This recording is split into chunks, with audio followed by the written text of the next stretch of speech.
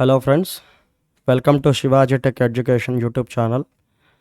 ఈ channel civils, group 1, group 2, other competitive exams, government ఎగ్జామ్స్కి సంబంధించి కొన్ని ఇంపార్టెంట్ విషయాలు పీడిఎఫ్ రూపంలో తయారు చేసి స్టూడెంట్స్ అందరికీ అర్థమయ్యే విధంగా చెప్పడం జరుగుతుంది.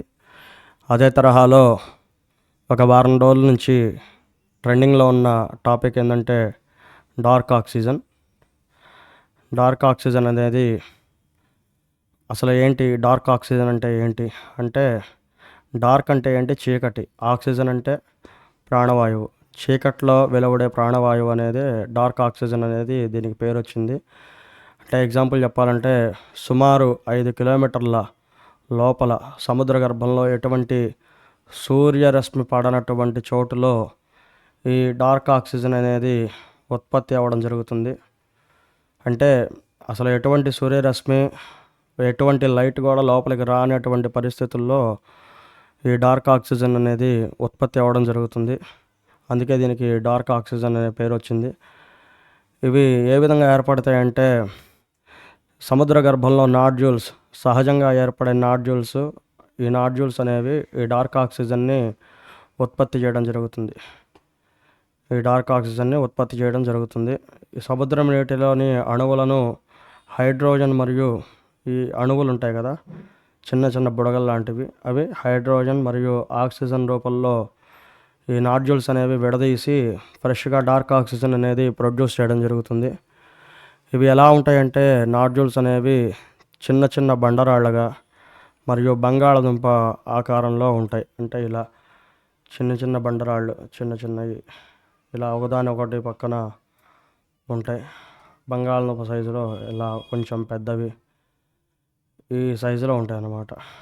ఇవి నాడ్యూల్స్ అన్నమాట. ఇవి అనేవి దూరం దూరంగా ఉండవు, పక్క పక్కనే ఉంటాయి అనుకొని, ప్లస్ మైనస్ లాగా. ఒకటనేది బ్యాటరీ మెకానిజం అనమాట. ఇది ప్లస్, ఇది మైనస్, ఇది ప్లస్, ఇది మైనస్, ఇది ప్లస్, ఇది మైనస్ అనమాట.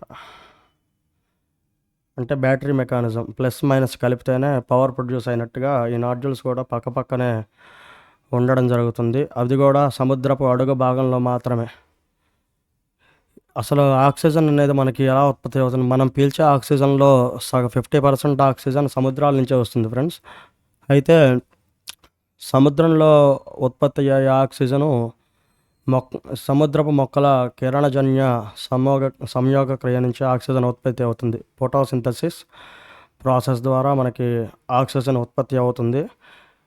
కానీ సూర్యరశ్మి అవసరం కానీ ఈ డార్క్ ఆక్సిజన్కి ఎటువంటి సూర్యరశ్మి అవసరం లేకుండానే ఇది ఉత్పత్తి అవుతుంది అని శాస్త్రవేత్తలు ఇప్పటివరకు భావిస్తున్నారు. అసలు ఏంటి నాడ్యూల్స్? నాడ్యూల్స్ అంటే ఏంటి? అసలు ఏ విధంగా ఉంటాయి ఇవి? అసలు దీనికి అంత ప్రత్యేకత ఎందుకు వచ్చిందని చెప్పంటే, ఈ గవ్వలు ఉంటాయి కదా, సముద్రపు అడుగు భాగంలో గవ్వలు, నత్తగుల్లలు పాటు ఇతర సముద్రపు గవ్వలు, శిథిలాలు కొన్ని ఖనిజాలు కలిగి ఈ నాడ్యూల్స్ అనేవి ఏర్పడడం జరుగుతుంది. ఈ నాడ్యూల్స్ అనేవి ఏర్పడతాయి. ఈ నాడ్యూల్స్ ఏర్పడడానికి కొన్ని వేల సంవత్సరాలు పడుతుంది. కొన్ని వేల సంవత్సరాలు అంటే 1-2 సంవత్సరాలు ఏర్పడేవి కాదు. ఇవన్నీ అన్నీ కరగాలి. నత్తగుల్లలు, గవ్వలు, ఇతర ఖనిజాలు, అన్నీ శిథిలాలు మొత్తం కరిగి ఈ నాడ్యూల్స్ అనేవి అన్నీ ఒక విధంగా ఏర్పడతాయి. ఈ నాడ్యూల్స్లో ఎక్కువగా మనం ఎలక్ట్రానిక్ వెహికల్స్లో యూస్ చేసే బ్యాటరీస్లో యూస్ చేస్తాం కదా, సెల్ ఫోన్ బ్యాటరీసు, అలాగే ఎలక్ట్రానిక్ వెహికల్ బ్యాటరీసు, మామూలుగా ఇంట్లో ఇన్వర్టర్ బ్యాటరీసు, అలాంటి అంశాలైన కాపర్, కోబాల్ట్, లిథియం ఇలాంటి మూలకాలన్నీ కూడా, ఇవన్నీ కూడా ఈ నాడ్యూల్స్లో ఈ డార్క్ ఆక్సిజన్లో నుంచి ప్రొడ్యూస్ అవుతాయి. ఈ బ్యాటరీలు తయారు చేయడానికి ఎంతగానో ఉపయోగపడతాయి అని చెప్పవచ్చు. నాడ్యూల్స్ సముద్ర గర్భంలో ఒకదానికొకటి అనుసంధానం అయ్యి, ఇందా చెప్పినట్టు మనం ప్లస్ మైనస్ ఇదే విధంగా కంటిన్యూ అవుతూ ఉంటుందన్నమాట. ఈ ప్లస్ మైనస్లుగా అనుసంధానమై బ్యాటరీల తరహాలో పనిచేస్తాయి. వాస్తవానికి మనం అసలు ఈ ప్లస్ మైనస్ ఎందుకు ఇదవుతున్నాయంటే, ఒక టార్చ్ లైట్ మనం వాడితే ఒక బ్యాటరీ వేస్తాం కదా, ఒక బ్యాటరీ ఇట్లా వేస్తాం, ఇంకో బ్యాటరీ ఇలా వేస్తాం. అంటే ఇక్కడ టచ్ అవ్వాలి, ఈ ఈ ఈ శాచురేషన్ పాయింట్లో టచ్ అవ్వాలి. ఇది మైనస్ అనుకోండి, ఇది మైనస్, ఇది ప్లస్, ఇది మైనస్, ఇది ప్లస్, ఇది మైనస్, ఇది ప్లస్ అన్నమాట.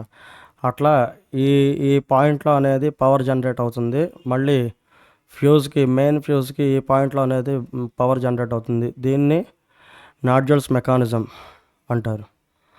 నాడ్యూల్స్ మెకానిజం అంటే పక్క పక్కనే ఉండి కనెక్ట్ అవుతాయి కాబట్టి దీని తరహాలో ఇవి పనిచేస్తాయి అన్నమాట. ఎగ్జాంపుల్ చెప్పాలంటే టార్చ్ లైట్ ఒకటి చెప్పాము ఇందాక మనం, టార్చ్ లైట్ ఒకటి.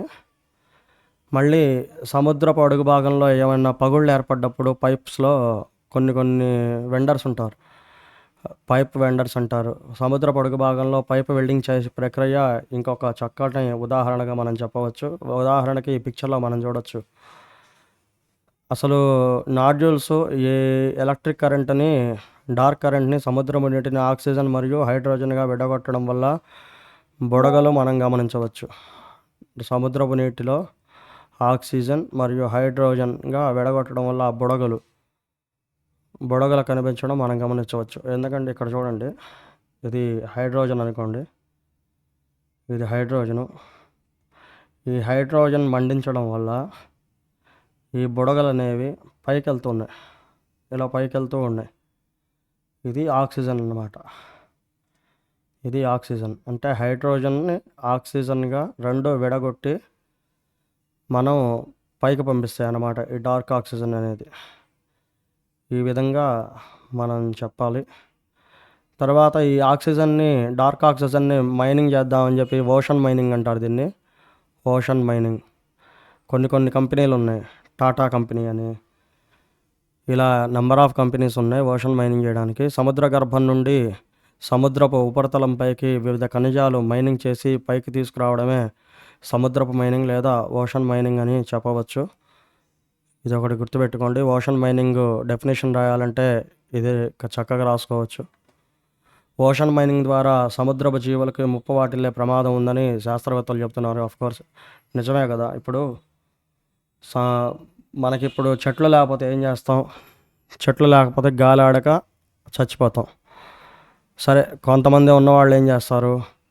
సిలిండర్లు కొనుక్కుంటారు. మన కోవిడ్-19లో కూడా అదే జరిగింది.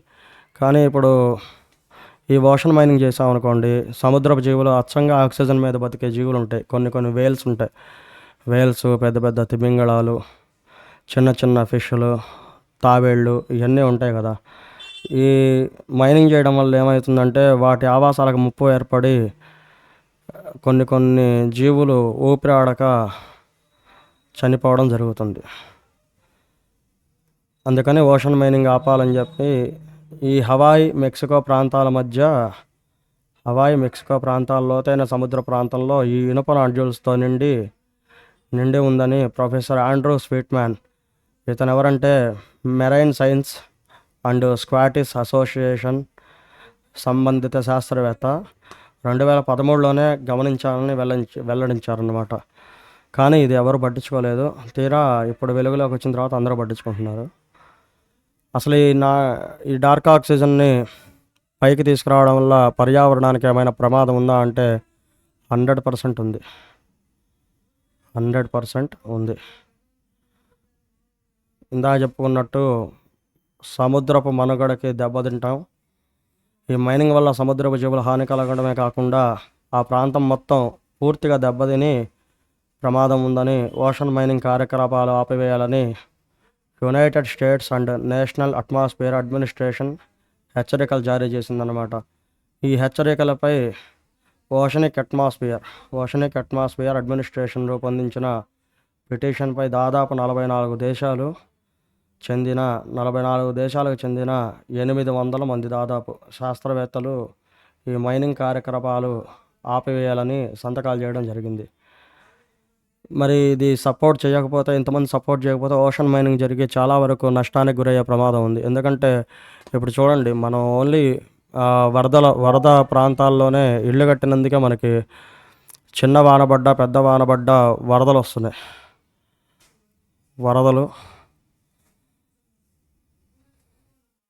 వరదలు, భూకంపాలు, ఆకస్మిక భూకంపాలు, వరదలు, వైనాడు వరదలు లేటెస్ట్గా మనకి న్యూస్లో ఉంది. వైనాడు వరదలు, మళ్ళీ ఒడిస్సాలో, మళ్ళీ పాకిస్తాన్, ఏదైనా సరే ఏ ప్రాంతమైనా సరే, ఇండియానే కాదు ప్రపంచంలో ఏ ప్రాంతంలో అయినా సరే వరద ఒక నీటి ప్రవాహం పోయే దారిలో మనం ఏదైతే బిల్డింగ్స్, అపార్ట్మెంట్స్, లేఅవుట్స్ కడతామో అవి ఎటు వెళ్ళలేవు కదా.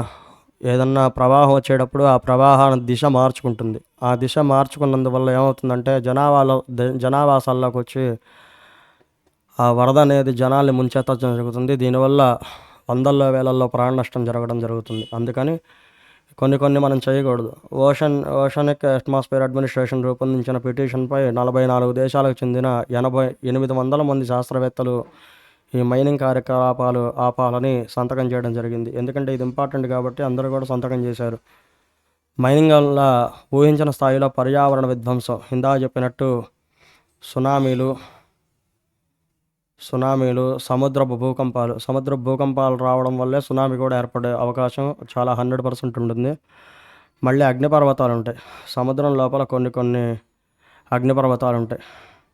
అవి విస్ఫోటనం జరిగి చాలా ప్రమాదం జరిగే అవకాశం ఉంటుంది.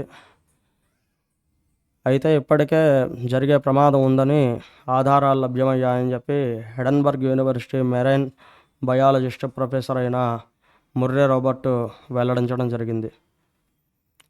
ఈ డార్క్ ఆక్సిజన్ కనుగొన్న ప్రాంతం ఏదైనా ఉందంటే ఫస్ట్ ఈ డార్క్ ఆక్సిజన్ కనుగొన్న ప్రాంతం క్లేరియన్ క్లిప్పర్టన్ జోన్ అనే అన్వేషణ కొనసాగిస్తున్నట్లు క్లిప్పర్టన్ జోన్లో ఇప్పటికే రీసెర్చ్ జరుగుతుంది. ఆల్రెడీ చాలా మైనింగ్ కంపెనీలు కూడా రీసెర్చ్ చేస్తున్నట్టుగా ప్రపంచానికి తెలియజేయడం జరిగింది.